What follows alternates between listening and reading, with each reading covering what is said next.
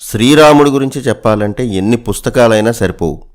రామాయణంలో కథానాయకుడు రాముడు. ఒక రాజ్యం ఎలా ఉండాలో, రాజు ఎలా ఉండాలో, ప్రజల అభిప్రాయాన్ని ఎలా గౌరవించాలో, మొత్తం మీద ఒక దేశం ఎలా ఉండాలో నిర్ణయించిన మొట్టమొదటి రాజ్యాంగం శ్రీరాముడు. రామాయణ కాలం నాటికే ప్రజాస్వామ్యం ఉంది. ప్రజల అభిప్రాయాన్ని గౌరవించాడు కాబట్టే కట్టుకున్న భార్యను కూడా వదిలేశాడు శ్రీరాముడు.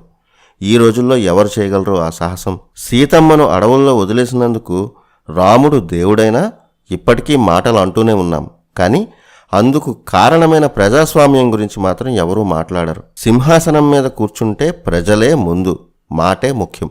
ఆ మాట కోసం, ఆ ప్రజల కోసం భార్యను వదిలేశాడు. ప్రాణానికి ప్రాణమైన తమ్ముడు లక్ష్మణుడిని వదిలేసిన అసలు సిసలైన రారాజు రాముడు.